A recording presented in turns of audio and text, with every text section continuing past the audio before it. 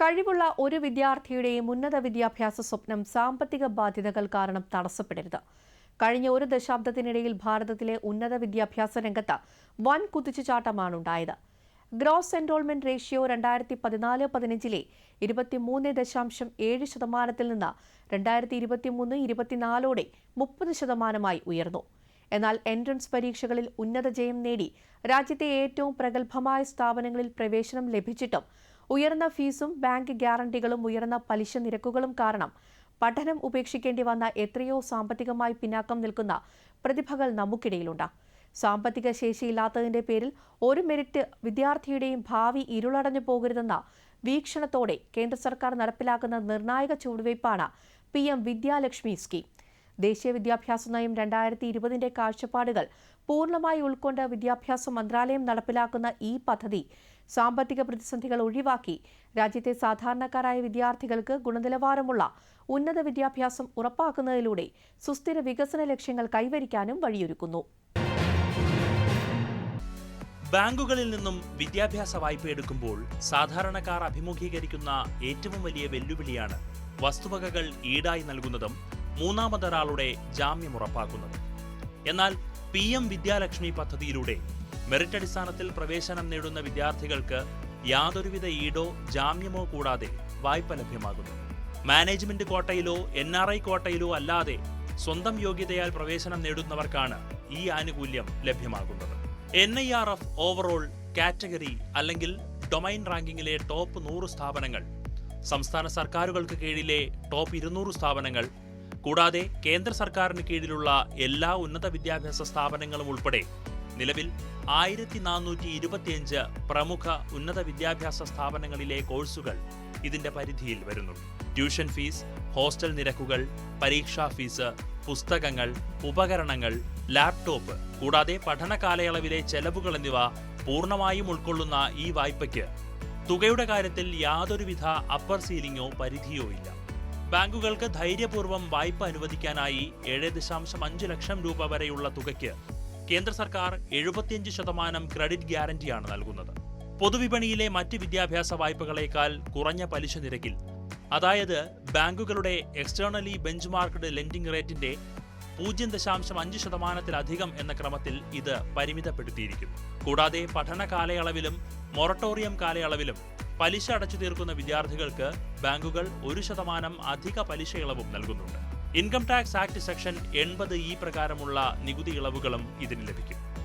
Course കാലാവധിയും അതിനുശേഷമുള്ള 1 വർഷത്തെ മൊറട്ടോറിയവും കഴിഞ്ഞ് 15 വർഷം വരെയാണ് തിരിച്ചടവ് സമയം. സാമ്പത്തികമായി പിന്നാക്കം നിൽക്കുന്ന കുടുംബങ്ങൾക്ക് കൂടുതൽ ആശ്വാസമേകാൻ കുടുംബ വാർഷിക വരുമാനം 8 ലക്ഷം രൂപ വരെയുള്ള വിദ്യാർത്ഥികൾക്ക് 10 ലക്ഷം രൂപ വരെയുള്ള വായ്പാ തുകയ്ക്ക് മൊറട്ടോറിയം കാലയളവിൽ 3% പലിശ ഇളവും വാഗ്ദാനം ചെയ്യുന്നു.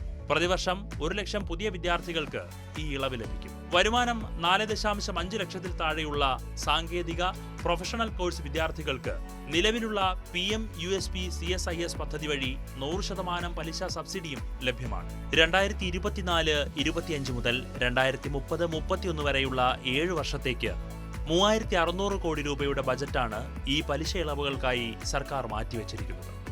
ഇതുവഴി 7 ലക്ഷം വിദ്യാർത്ഥികൾക്ക് നേരിട്ട് ആനുകൂല്യം ലഭിക്കും. പദ്ധതിയുടെ സുതാര്യമായ പ്രവർത്തനത്തിനായി ഒരുക്കിയ ഏകീകൃത വിദ്യാലക്ഷ്മി പോർട്ടൽ വഴി വിദ്യാർത്ഥികൾക്ക് CELAF അപേക്ഷാ ഫോമിലൂടെ പരമാവധി 3 ബാങ്കുകളിലേക്ക് വരെ അപേക്ഷ നൽകാനാകും. അപേക്ഷയുടെ നില തത്സമയം നിരീക്ഷിക്കാനും സാധിക്കും. അനുവദിക്കപ്പെടുന്ന പലിശ സബ്സിഡി തുക RBIയുടെ സെൻട്രൽ ബാങ്ക് ഡിജിറ്റൽ കറൻസി അഥവാ PM Vidyalakshmi digital rupee wallet application വഴി നേരിട്ട് വിദ്യാർത്ഥികളുടെ വായ്പാ അക്കൗണ്ടുകളിലേക്ക് ക്രെഡിറ്റ് ചെയ്യപ്പെടുന്നു.